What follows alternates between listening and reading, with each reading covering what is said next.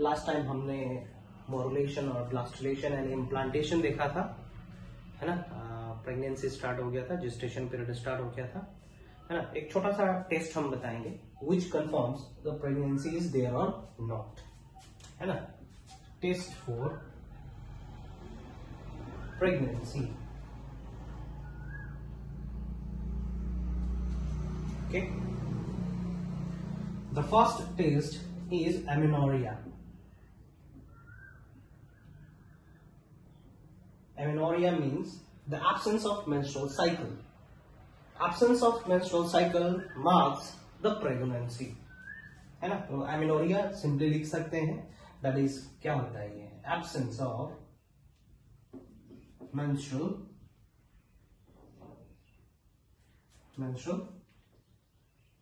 cycle, ठीक है। जब प्रेगनेंसी रहता है तो उस समय आपका oogenesis नहीं होना है ना। Next is Gravindex test. Gravindex test, ठीक है। ये टेस्ट है जिसमें क्या किया जाता है, यूरिन में, ठीक ना, female urine is tested for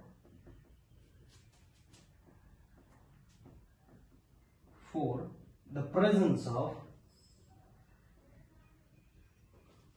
human chorionic gonadotropin. याद करेंगे, ह्यूमन कोरियोनिक गोनाडोट्रोपिन का ट्रेसेस टेस्ट किया जाता है यूरिन में. Presence of in urine. याद करेंगे HCG का प्रोडक्शन कब हो रहा था. HCG का प्रोडक्शन हो रहा था ट्रोफोब्लास्ट द्वारा. कब, जब इम्प्लांटेशन हो जा रहा था तब. और फंक्शन क्या था HCG का, it was analogous to luteinizing hormone, जो कॉर्पस ल्यूटियम को मेंटेन करता था, और कॉर्पस ल्यूटियम एस्ट्रोजन और प्रोजेस्टेरॉन रिलीज करता था, और एस्ट्रोजन एंड प्रोजेस्टेरॉन प्रेगनेंसी को मेंटेन करता था. इसका मतलब HCG का प्रोडक्शन हो रहा है, means pregnancy is there. So ये दो टेस्ट है, amenorrhea and Gravindex test. Okay, next topic हम लोग देखेंगे, दैट इज गैस्ट्रुलेशन. गैस्ट्रुलेशन ये एक डायनामिक प्रोसेस है, क्रूशियल स्टेप है,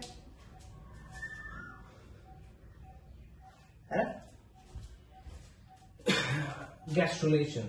आई hope this is 1 2 3 4 5th number, that is gastrulation.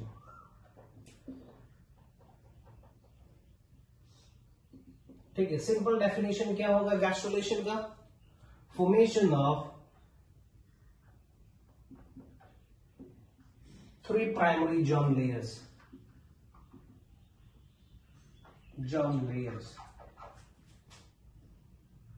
इसको gastrulation, 3 primary germ layers, ectoderm, mesoderm and endoderm, है ना. It is dynamic and most crucial state of pre-embryogenesis. ठीक है, बहुत ही क्रूशियल और डायनेमिक मतलब बदलाव होने वाला है ना. So let's see how this step occurs. एक चीज का जिक्र करेंगे हम यहां पे, that is morphogenetic movement.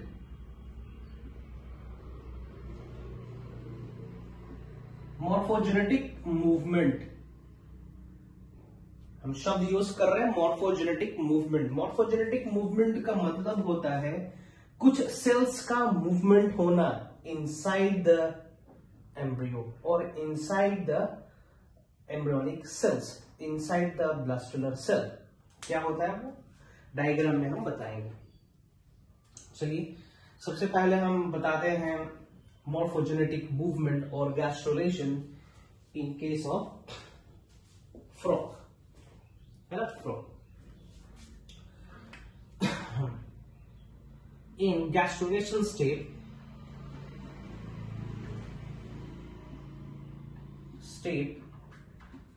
the morphogenetic movement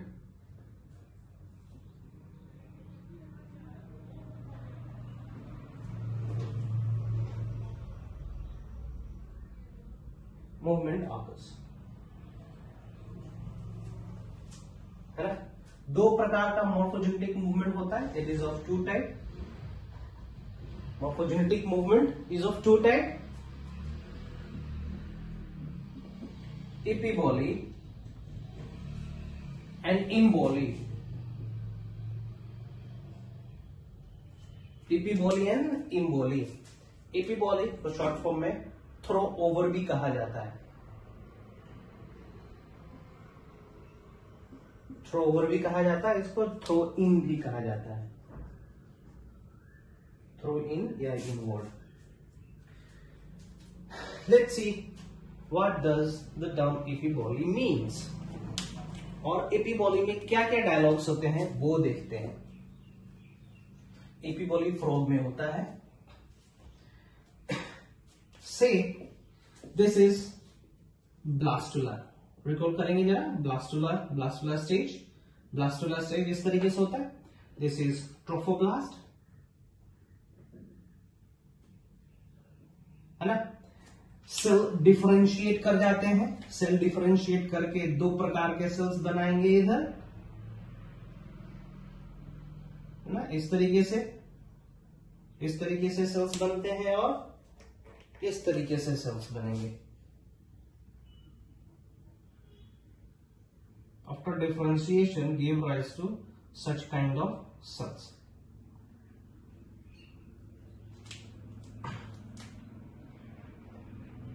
ये कब बनेगा?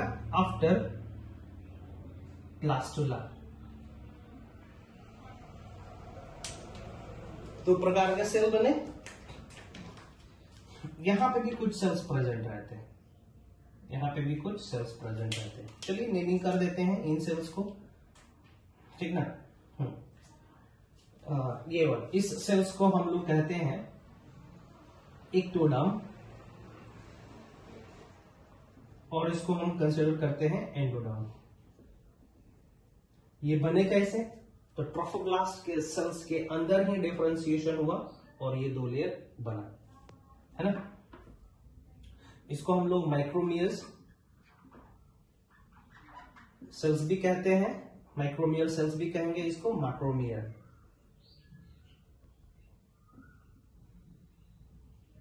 सेल्स कहेंगे. Now what happens in case of epiboly? हम लोग क्या कर रहे हैं? We are doing epiboly ना. epiboly कर रहे हैं हम लोग. epiboly कर रहे हैं. Now what happens here? ये जो स्ट्रक्चर देख रहे हैं ना, ये red colour, it starts moving in this direction, है ना. ये भी इस डायरेक्शन में मूव करना शुरू कर देता है. और ये मूवमेंट के चलते क्या होगा? ये मूवमेंट के चलते there is a development of middle layer that is called mesoderm, है ना. ये इस तरफ मूव करेगा, ये फर्दर इस तरफ से मूव करता है ना. फाइनली हम स्ट्रक्चर बना देते हैं. ध्यान देंगे यहाँ पे मूवमेंट किस तरीके से होता है. मैकेनिज्म नहीं पूछेगा, कुछ नहीं पूछेगा, बस ये पूछेगा epiboly कौन से जानवर में होता है ना. सो देखेंगे ये फाइनली किस तरीके का स्ट्रक्चर बना लेगा. फाइनली ये इस तरीके का स्ट्रक्चर बना लेगा. This blue colour is showing the ectoderm.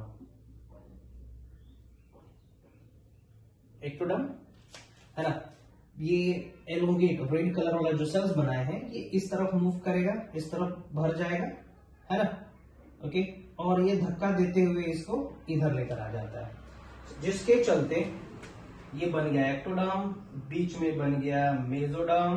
कुछ इस तरीके से बनेंगे mesoderm layer. This is mesoderm, and the last one, ठीक है, जो बीच में चला जाता है, that is the endoderm. Okay. इस प्रकार से 3 जर्म लेयर्स तैयार हो जाते हैं. सो मूवमेंट बड़ा टिपिकल है ना. आप लोग डिटेल में पढ़ोगे एम्ब्रियोलॉजी में जब आप डॉक्टरेट करोगे तब. सो epiboly इसका एग्जाम्पल क्या होगा? occurs in frogs. किसके अंदर होगा? ये मेंढक में होता है इस तरीके से, है ना. Now I will say what is imboly.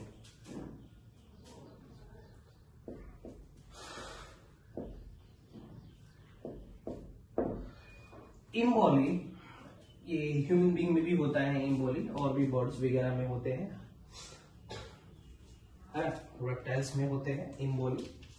इम्बॉली throw in जिसको कहा जाता है, इम्बॉली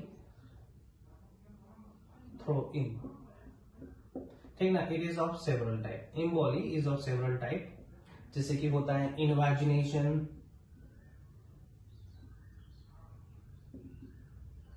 इंग्रेशन, ठीक ना, delamination. Delamination occurs in human, ये ह्यूमन में होता है, okay. Delamination occurs in human, हाँ, इन्वेजिनेशन, इंग्रेशन, ठीक ना, और भी बहुत सारे प्रकार के होते हैं, है ना। ह्यूमन बीइंग में होता है डिलैमिनेशन टाइप। तो डिलैमिनेशन होता कैसे है, I will discuss in the gastrulation in human being topic. बताएंगे इम्बॉली डिलैमिनेशन कैसे होता है, इसको स्टडी करेंगे हम लोग एक दूसरे हेडिंग में, that is gastrulation in human, gastrulation in human। हमें 3 जर्म लेयर्स बनाने हैं, ओके, 3 जर्म लेयर बनाने हैं, starting with the first germ layer that is ectoderm, है ना। ओके, चलिए हम लोग ब्लास्टोसिस्ट वाला स्ट्रक्चर बनाते हैं, you know the blastocyst structure.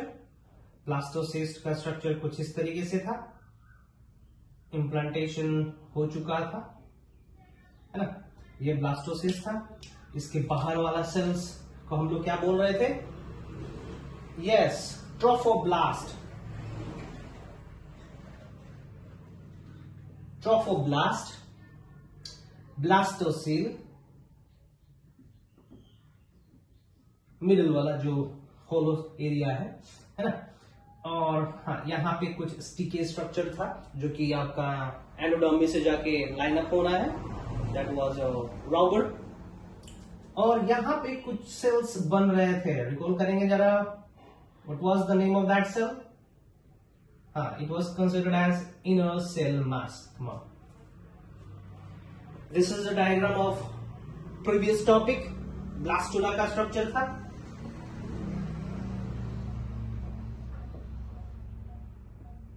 Blastocyst इस तरीके से, हाँ।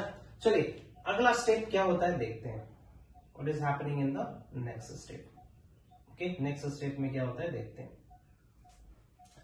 सो the cells of trophoblast undergoes differentiation, है ना।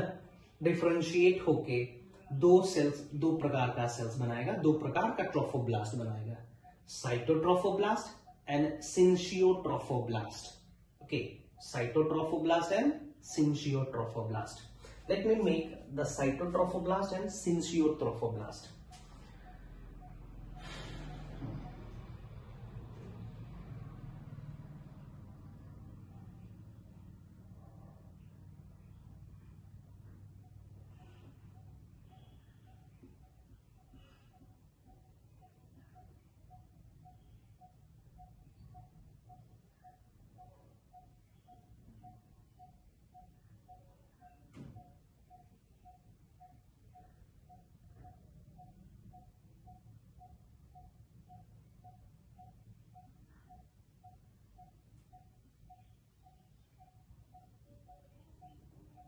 Okay, this is cytotrophoblast,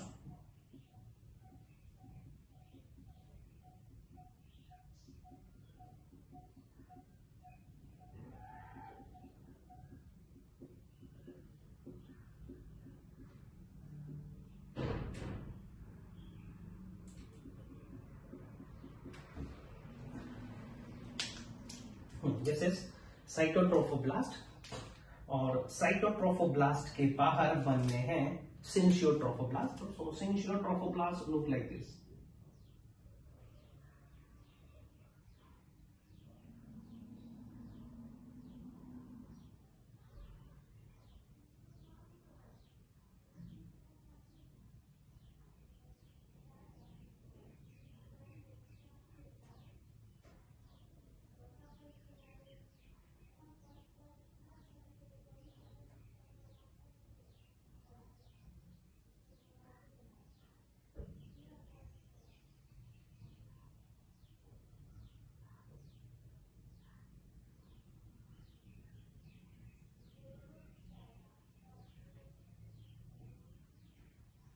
इस तरीके से।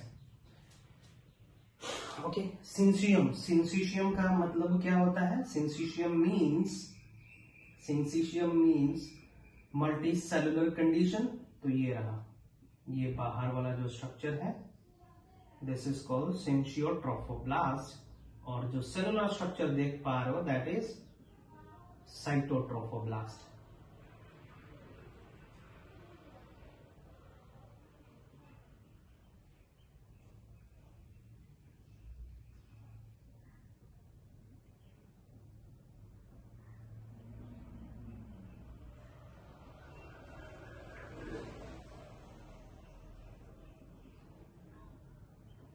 डोंट वरी, आप लोग को एग्जाम में ये ड्रॉ करने के लिए नहीं आएगा, पूछेगा भी नहीं, बस आप जान ले किस तरीके से एम्ब्रियो का फॉर्मेशन होता है। So let me label it. हाँ, इसको क्या बोलेंगे? Cytotrophoblast, and this one, this is called syncytio, SYNTIO, syncytio trophoblast. Okay, first structure ये हो गया, ये पहला स्ट्रक्चर था, this is second structure, syncytiotrophoblast. Syncytiotrophoblast में क्या हो रहा है? यहाँ पे द इनर सेल मास, जो इनर सेल मास था, इसका रीअरेंजमेंट होना है, ठीक ना? रीअरेंजमेंट होगा, रीअरेंजमेंट के चलते ये कन्वर्ट हो जाना है दो प्रकार के सेल में, सेल लेयर में, इस तरीके से। इसको हम लोग कहेंगे epibasal cell. Below epibasal cells you will be able to see another cell layer that is called hypobasal cell, है ना? यहाँ पे दो सेल लेयर बने, what is that? Yes, ऊपर वाला सेल is epibasal और नीचे वाला जो सेल लेयर है that is hypobasal. Let's see what does the epibasal cells. epibasal, है ना? इसको हम लोग बोलेंगे it's gonna make the ectoderm, और ये रिप्रेजेंट करता है ectoderm, बोल सकते हैं। hypobasal that is called primitive endoderm, ये क्या है? primitive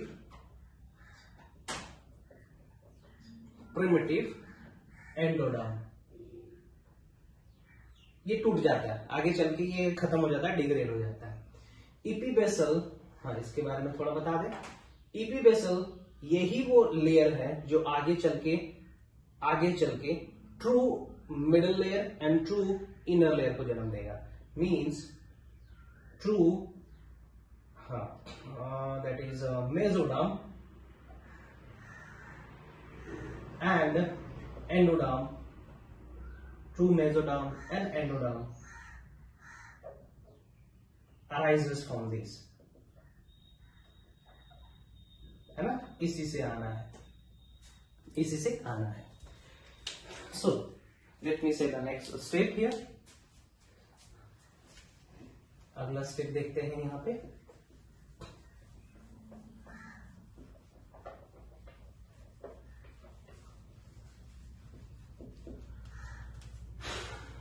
चलिए, हम अब बार बार ये आपका साइटोट्रोफोब्लास्ट और सिंशियोट्रोफोब्लास्ट नहीं बनाएंगे। I will represent this blue colour, ठीक है? Blue colour means the cytotrophoblast, बाहर में आपका ग्रीन वाला सिंशियोट्रोफोब्लास्ट रहना है ना? अब क्या होगा, ध्यान से सुनेंगे जरा। ये जो दो लेयर्स है, ये जो दो लेयर्स है, ब्लैक वाला और ये ब्लू वाला लेयर, ठीक है? ये कुछ इस तरीके से स्ट्रक्चर कैविटी बनाने का शुरू कर देंगे। They start forming a cavity over here, इस तरीके से डिफरेंशिएशन होगा इनके अंदर। ये वाला सेल जो एपीबेसल सेल है, इसके अंदर डिफरेंशिएशन होना है। लाइक दैट हाइपोबेसल सेल्स के अंदर भी डिफरेंशिएशन होना है, and there forms a two cavity structure, इस तरीके से, है ना?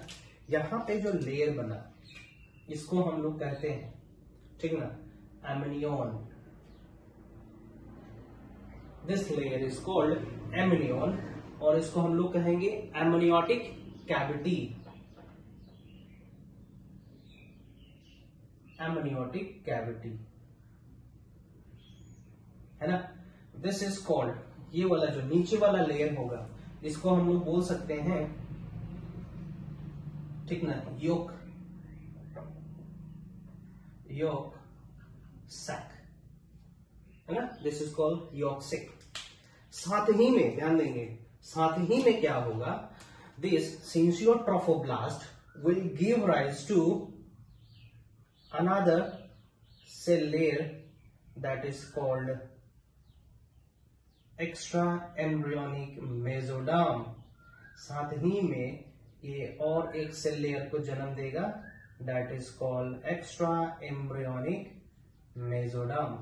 इस तरीके से, इस तरीके से, इस तरीके से, है ना। किसने जन्म दिया? ये ट्रोफोब्लास्ट ने दिया। Trophoblast give rise to extra embryonic mesoderm. Extra embryonic mesoderm याद आया? एक्स्ट्रा एम्ब्रियोनिक मेसोडर्म पढ़ रहे थे। एक्स्ट्रा एम्ब्रियोनिक मेसोडर्म में progenitor, okay, primordial germ cells present रहते हैं, वहां से वो माइग्रेट करके यॉक सैक में जाता है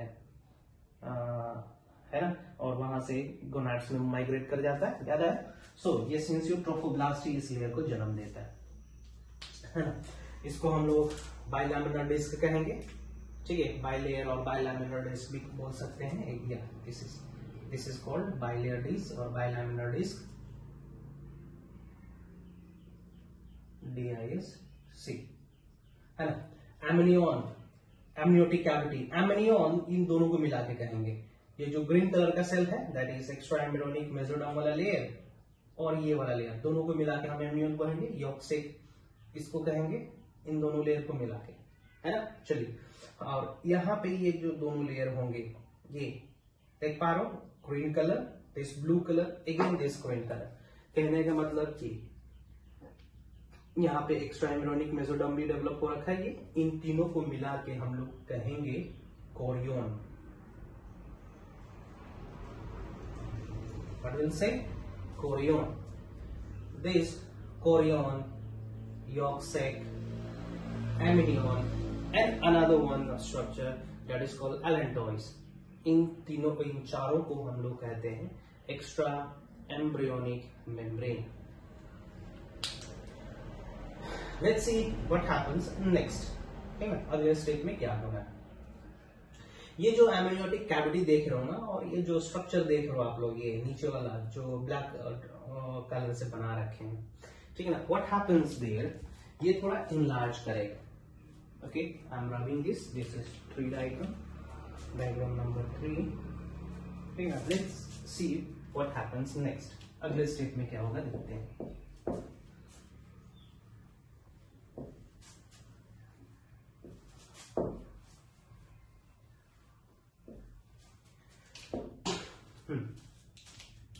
ये जो ब्लैक वाला स्ट्रक्चर है वो हम बना रहे हैं, ये थोड़ा इनलार्ज करेगा इस तरीके से, है ना। और ये भी थोड़ा इनलार्ज बना दे रहे हैं हम लोग इस तरीके से, okay.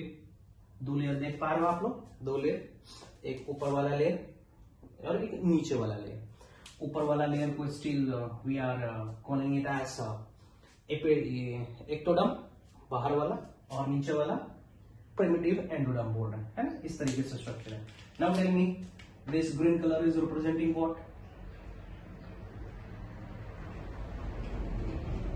Come on, tell me, this green color means what? Yes, extra embryonic mesoderm। ये भी क्या है? Yes, extra embryonic mesoderm का बाहर लेयर, है ना। Okay, this is what? This is syncytiotropoblast, sorry, cytotrophoblast, okay। This cytotrophoblast is surrounded by, yeah, again, this is what? इस तरीके से, इसको क्या बोलेंगे?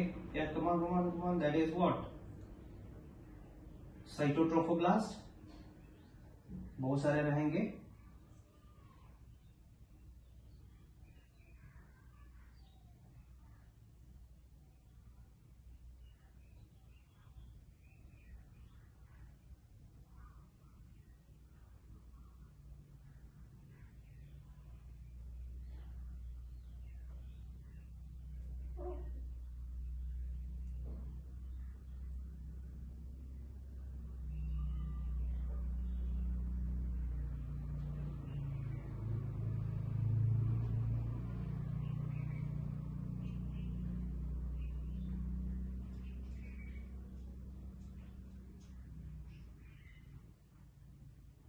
की तरह रहता है, जिसको हम लोग कोरियोनिक विली भी कहते हैं, है ना, इस तरीके से। नाउ हाँ, this is amniotic cavity. Okay, this is what yolk sac membrane हो जाएगा ये। दिस इज कोरियन, इन तीनों को मिला के क्या कहेंगे? दिस इज व्हाट कोरियन, ठीक ना। इसको विली भी कह सकते हैं, कोरियोनिक विली। ये जो दिख रहा है ना, ये बाहर की तरफ प्रोजेक्शन हो रहा है, that is called chorionic villi. Yolk sac, okay, amniotic cavity, this is amnion, है ना। चलिए बना ही दे रहे हैं यहाँ पे, दिस इज व्हाट सैक। कैसा सैक? यॉक सैक, है इस तरीके से। सो ये जो स्ट्रक्चर है ये हम यहाँ पे बना रहे हैं। यहाँ पे कुछ डेवलप्ड होता है, वहां पे कुछ चीज का डेवलपमेंट होता है, वो चीज का स्ट्रक्चर कुछ इस तरीके से बनता है, ठीक ना। इसका हम वीडियो लिंक में भेज देंगे, आप उस वीडियो को देख सकते हो वहां से। सी इस तरीके से कुछ स्ट्रक्चर यहाँ पे राइज अप होता है, इस तरीके से, है ना, इस तरीके से।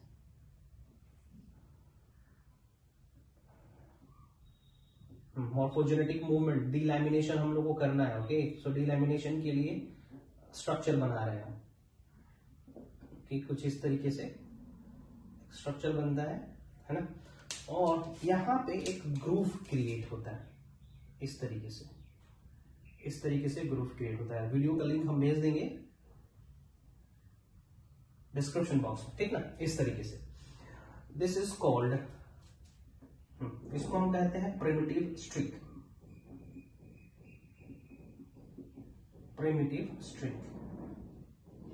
Okay, this is called primitive node.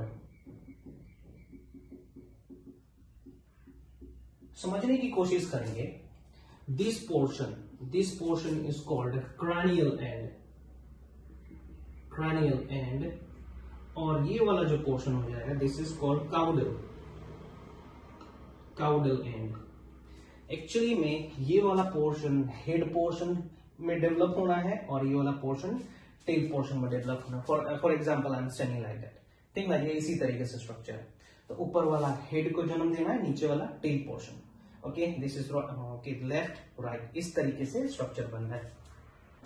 ये जो स्ट्रक्चर है हम जो इस तरीके से बनाए हैं, ये स्ट्रक्चर इस तरीके से बनाए हैं, ये लाई करता है यहाँ पे इस तरीके से, correct. For example this is, ये क बोलते हैं और इसको ख बोलते हैं, पोजीशन, है ना। तो क पोजीशन आपका यहाँ होगा, ख पोजीशन आपका यहाँ होगा, लाइक दैट, है ना। ये इस तरीके से, ये इस तरीके से यहाँ पे पड़ा हुआ रहता है। ओके, इसी का स्ट्रक्चर हम यहाँ पे बनाए हैं। नाउ व्हाट हैपेंस, अब क्या होगा? अब हो रहा है यहाँ पे मॉर्फोजेनेटिक मूवमेंट। क्या हो रहा है? Morphogenetic movement. व्हाट हैपेंस, यहाँ पे जो सेल्स प्रेजेंट रहते हैं, एक्चुअली में ये है क्या? एक्चुअली में ये है आपका एक्टोडर्म ही ना, एक्टोडर्म ही तो है। और इसके पीछे कौन सा सेल होगा? यस, इसके पीछे ये वाला सेल होगा। ये वाला सेल कहने का मतलब दैट इज प्रिमिटिव एंडोडर्म, है ना। नाउ व्हाट हैपेंस, ये जो सेल्स है, एक्टोडर्म के जो सेल्स है, एंटर करना शुरू करते हैं इसमें, है ना। आप इसको इस तरीके से समझेंगे, इस तरीके से है, इसके बीच में यहाँ पे एक ग्रूव है, ठीक ना। अब इसी ग्रूव से क्या होगा, यहाँ के सेल और यहाँ के सेल अंदर घुसेंगे, है ना, अंदर जाना शुरू कर देंगे। यहां से सेल जो है इधर माइग्रेट करना शुरू कर देंगे, अंदर जाना शुरू कर देंगे, अंदर जाना शुरू कर देंगे सेल्स। तो होगा क्या, थोड़ा सा हम गेप बनाते हैं यहाँ पे। होगा क्या, है ना, क्या हो रहा है? आपको दिखेगा कि यहां से कुछ सेल्स अंदर की ओर माइग्रेट कर रहे हैं, यहां से कुछ सेल्स माइग्रेट करते हैं। Yes, they migrate in this manner.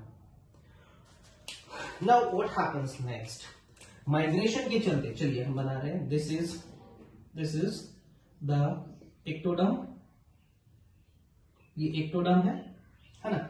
यहां से सेल कंटिन्यूअसली माइग्रेट कर रहा है। ओके, कंटिन्यूअसली सेल्स क्या कर रहे हैं? अंदर की ओर माइग्रेट कर रहे हैं, that is called delamination type. Cell migrate कर रहे हैं अंदर की ओर। माइग्रेशन के चलते जो इनिशियल सेल्स बनते हैं, इनिशियल सेल्स का एक लेयर बनेगा by replacing the hypobasal cell. इसको हम लोग कहेंगे क्या? एंडोडर्म।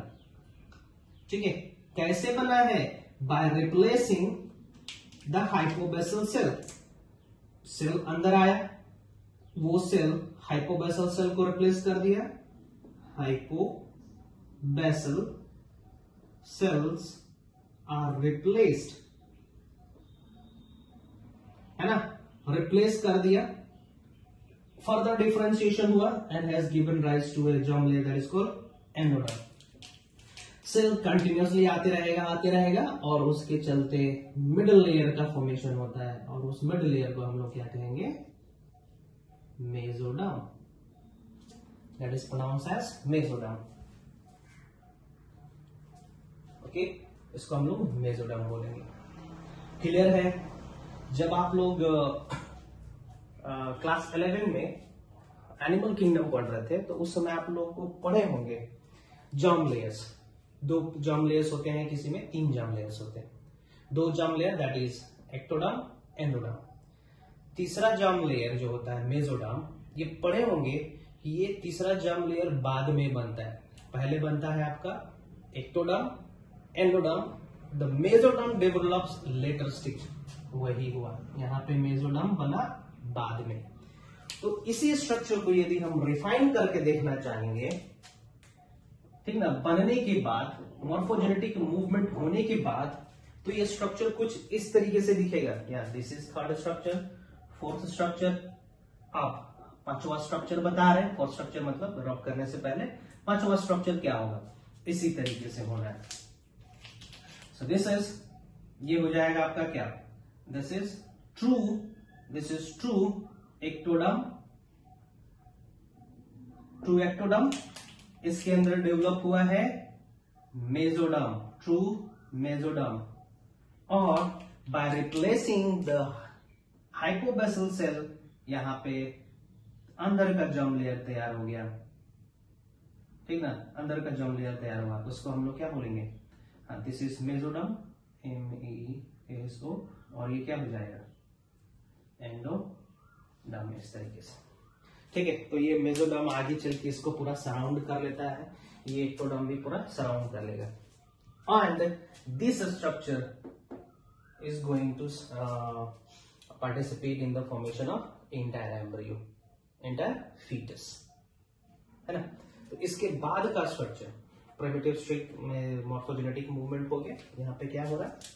Morphogenetic movement.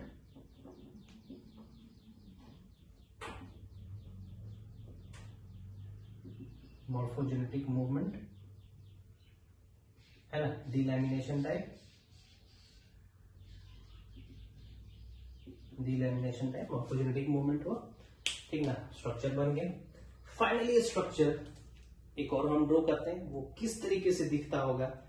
ठीक ना, जब आपका थोड़ा सा छोटा सा एम्ब्रियो भी दिखेगा उसमें, which is suspended under amniotic fluid. ठीक ना, वो स्ट्रक्चर हम बनाते हैं अभी।